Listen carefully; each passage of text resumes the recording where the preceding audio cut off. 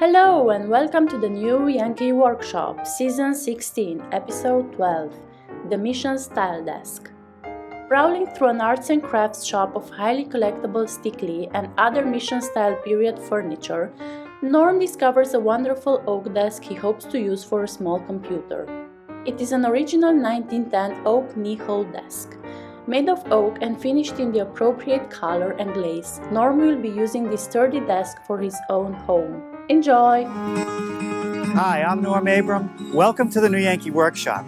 Today we're going to add another piece to our mission-style furniture collection. It's a very modest writing desk, perfect for someone who has a laptop computer. For inspiration, we went to a gallery in downtown Boston, not far from here, where they specialize in arts and crafts, furniture and furnishings. We'll go there first, then we'll come back here and build that desk. That's next, right here in the New Yankee Workshop. Funding is provided by... Today we're in Boston at the JMW Gallery, and they specialize in craftsman-style furniture, lighting, pottery, and prints. Currently on display is this drop front desk, which is one of my favorites. A nice big writing surface and plenty of cubby storage. I also love this old iron hardware. Over here, a small trestle table, and in the base, this cutout is referred to as a mouse hole. I don't want to run into that mouse. There is no shortage of chairs, rockers and Morris-style chairs. There are plenty of arts and crafts settles. Now over here, we have a room screen that has a fabric and wood panel construction. But the piece that I wanted you to see is this one right here, this small desk. It's a Stickley original, and I'm told it was built between 1910 and 1915. Made out of quarter-sawn white oak, it has some classic details like these through tenons, plenty of drawers for storage, and down underneath here, look at this, a secret shelf in the knee hole. Now this piece is really meant to be seen on all sides. The panels are completely finished all the way around, so you could actually set this piece in the middle of a room. I think it's just the right size for a laptop computer these days. The only thing I would change is I think I would widen this knee hole a bit. It's a little bit tight, maybe 3 or 4 inches. But this would be a great piece to add to our collection. Here's our version of the Mission desk. Mission furniture came out of the arts and crafts movement, which occurred around the turn of the century. And it was in response to the machine-made, mass-produced furniture of the Victorian era. People like Gustav Stickley mass-produced pieces like this, but they wanted them to have the look of hand craftsmanship. Mission comes from the Franciscan missionaries out in California, where they had large pieces of oak furniture, although they look nothing like this. This is much more refined. I built our desk out of quarter-sawn white oak, which is a traditional material for arts and crafts pieces. You get these nice rays in the oak. I have a through tenon, which is a classic detail. Now I did open up this knee hole by about 6 inches, so there'll be plenty of room compared to that antique. I removed all the cubbies on the desk top because we're in a paperless society. We just want room for our computer. If you'd like to build your own Mission desk, a materials list and a plan is available. You'll hear more about that before the program ends. I want to start today with the top. So what I've done is selected some nice boards about 1 inch thick, and I've set up the way I want them laid out. I want to remove any bad material like this, and I want to joint these edges to get a nice joint for my glue up. For that, I'll use the joiner. Before we use any power tools, let's talk about shop safety. Be sure to read, understand, and follow all the safety rules that come with your power tools. Knowing how to use your power tools properly will greatly reduce the risk of personal injury. And remember this, there is no more important safety rule than to wear these safety glasses. It's going to take a few passes through the joiner to straighten these out.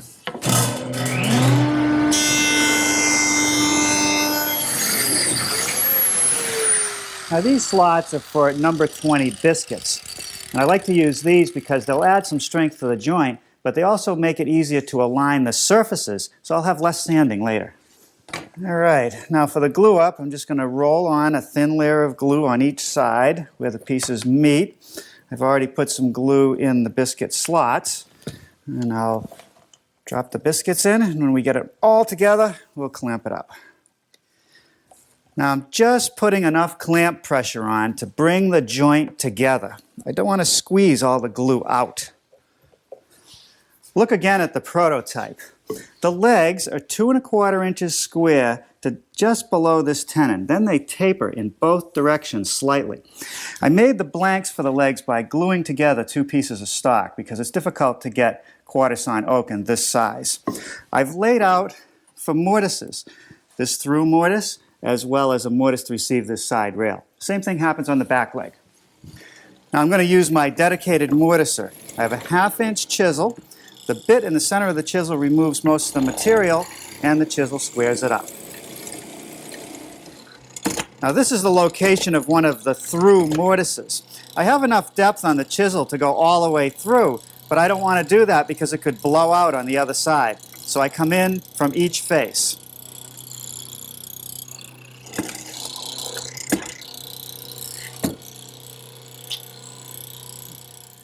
Let's take another look at the prototype and see how this panel intersects with the legs. It actually fits into a groove, both at the back and the front. The groove looks like this. It goes between the mortises. This is for the other end. I'll show you how to make this one. To make that groove, I've set up my router table with a 1/4 inch spiral bit.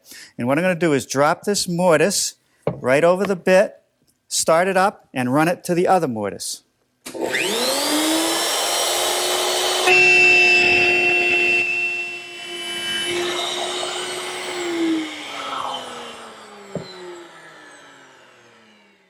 Our desk is really made up of a series of panels, rails, and sometimes stiles with 1/4 inch solid panels.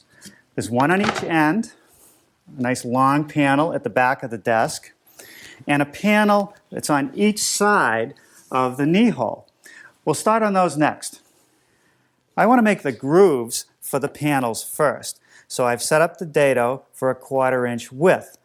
I've put a featherboard in place which will keep the stock tight against the fence as I push it through. Now I've carefully set the blade as close to the center of my stock as possible, but to be sure I'm going to turn the stock around and make a second pass, and that'll guarantee that that groove is in the center.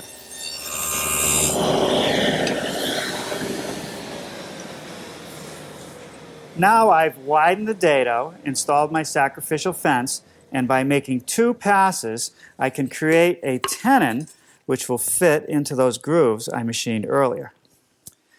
For the last few minutes, I've been setting up to make tenons on any of these rails that meet the leg. There are short 1-inch tenons at the top of the leg, and down here on the side panel there's a through tenon which is 2 3/8 inches long. They're all made the same way. The first thing that I do is set up to make the shoulder cuts on each face, and for that I have a stop block which determines the length of the tenon, and I've set the blade only 1/8 of an inch above the table saw surface. I'll make those cuts first. Now I've simply raised the blade to 3/8 of an inch above the table to nip away the material at the top and bottom of the tenon. Finally, I make the cheek cuts which will complete each tenon. And the best way to do that is to use my tenoning jig, which holds the piece safely in a vertical position while I run it through the saw. Well, now I can begin to glue up some of these panel sub-assemblies. Now for a panel, and that drops into the groove, and that's set dry, no glue. We want it to be able to move. Now this is part of one of the panels that goes in the knee hole, and I put the center stile in first. Now I can slide in the panels, and then I'll glue the ends on.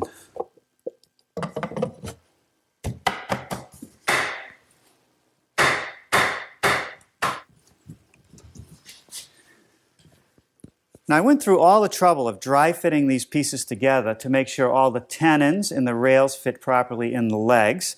I also want to make sure that the groove that I made in the legs for the panel lines up with the grooves that are in the rails, and that's good. I also want to get an overall measurement between the side panels and an overall depth from this back rail to the front of the legs so that I can properly cut this knee hole panel. Now this is the panel that I made up for that knee hole, and I made it just like I glued up the top, except it's only 3/4 of an inch thick.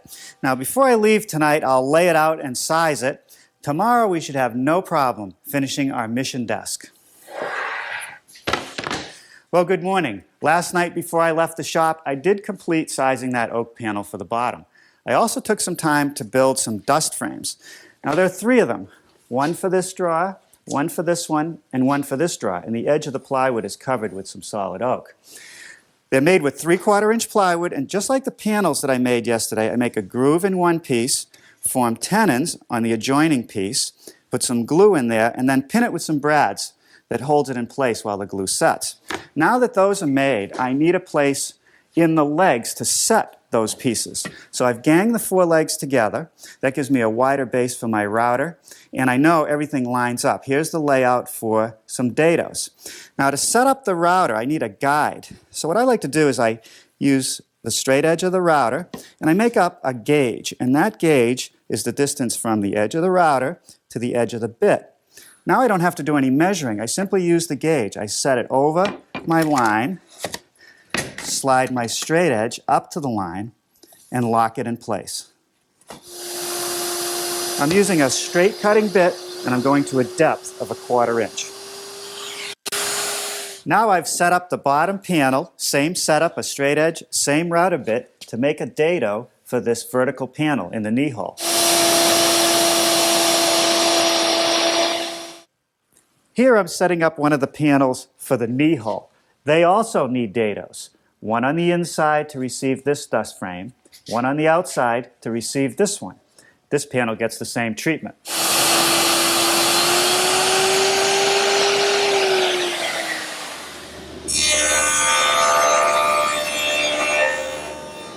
Now that dado that I just milled in the bottom rail of the back panel is going to receive that oak shelf. It's the only dado that's not stopped in this whole project, so I use the table saw. Of course, you could do it with the router as well. Now there's a whole series of notches that I have to make in the panels and in those frames to fit into the dados. This one, for instance, is going to go around the leg. There's another one at this back corner that goes around the leg. Now, all the details for these notches will be clearly spelled out in the plan. I'll use a hand saw to do some of them, a jigsaw for others, and some I'll even nibble away at the table saw. Now I'm doing a partial dry fit, the back legs, the back panel, and our oak bottom. And that's because I want to locate some dados that go in these styles. It's a lot more accurate than measuring.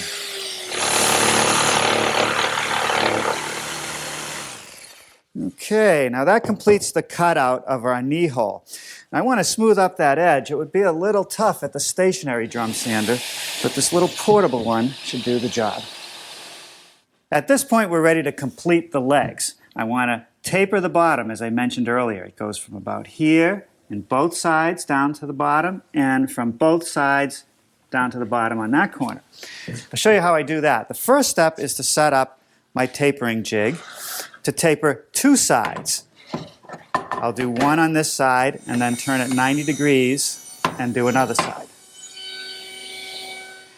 At this point, I have 2 sides of the leg tapered. I want to taper the other 2 sides, so I have to make an adjustment to my jig. I'm going to take one of the tapered edges and put it against the jig. I'm going to slide the whole fence out of the way so I can expose the miter slot, which I'm actually going to use as a guide. And I want to open up the jig just a little bit, and then I'm going to bring it to the miter gauge slot and see how I'm doing. I want this line, which is where I want the taper to start, to line up with the edge of the slot, and I want this 1/4 inch removal line to also be on the inside edge of the slot. Now that's pretty good. Now I have to bring it to the saw blade. So I slide the whole assembly over and just bring it to the blade where I want the taper to start. I might leave it a little strong. I can always move the fence again.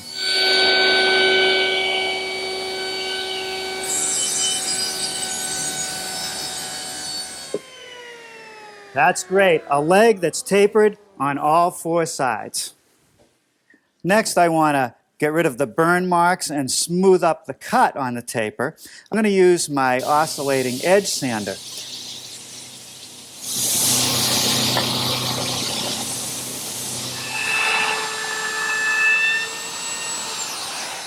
the ends of these through tenons need to be rounded over a bit. It would be very difficult to do once it's assembled. So all I really do is take a block of sandpaper on some wood, and I just round over the corners until I get them where I want. And now I'm ready to build some sub-assemblies. This is one of the ends of the desk, and I've put glue in the mortises and on the tenons, and once again the panel goes in dry, and we'll clamp it up.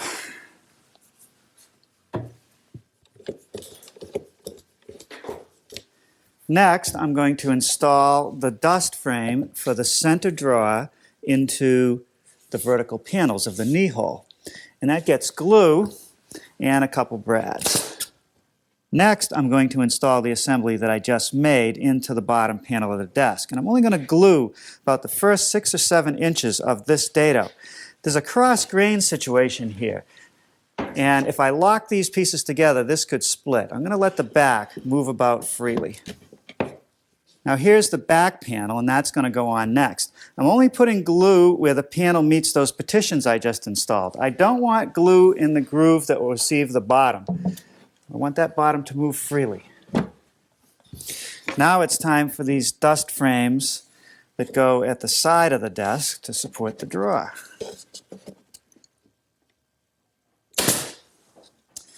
Now I can slide in the remaining back panels. There's a little one on each end. Now it's time for the ends. More glue on the tenons and in the mortises. Now I just got to get it to all fit together.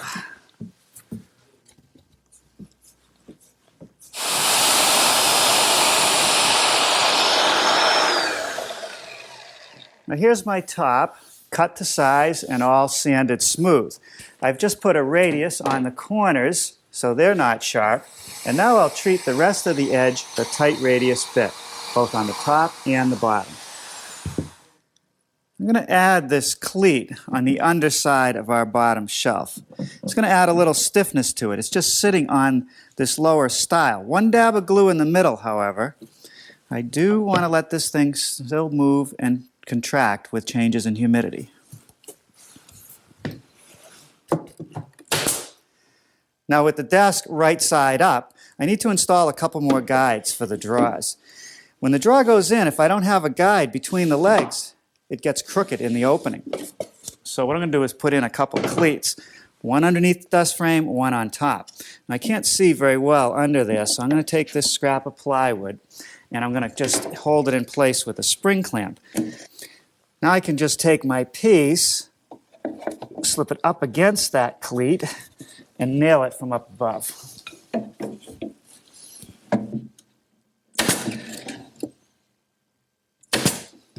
All right, now for one on the top. And set it in there. Remove my little straight edge. I don't need a clamp this time. I just butt the two pieces together and nail that one in place. Now a piece of solid oak to cover up the front edge of these small dust frames. Little glue and brads will hold it in place. These little clips are going to secure the top to the base. Now with the base positioned on the top, I'm marking the holes in each of the clips. If I were to secure it now, we would have a space between the top and the base. If I make a counterbore, everything will come tight. Now with the lower part of the desk removed, I can take a clip, put it over the mark I just made, trace the outline. Now as long as the counterbore takes in that whole outline, the piece will sit flush. I have a scrap of wood, I just center it over the tracing, take my drill with a Forstner bit, and drill down about 1/8 of an inch. Now we can secure everything with a few screws.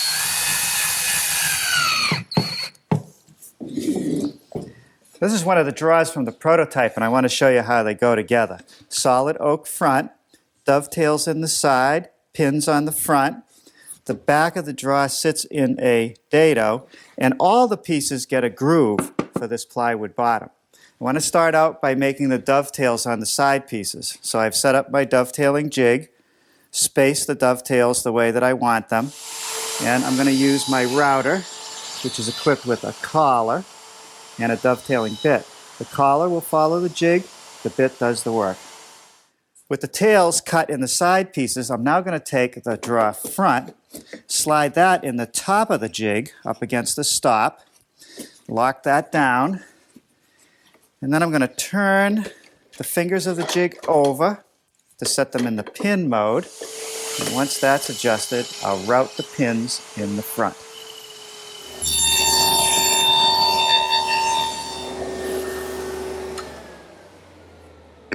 That 1/4 inch groove in each piece is for the plywood bottom.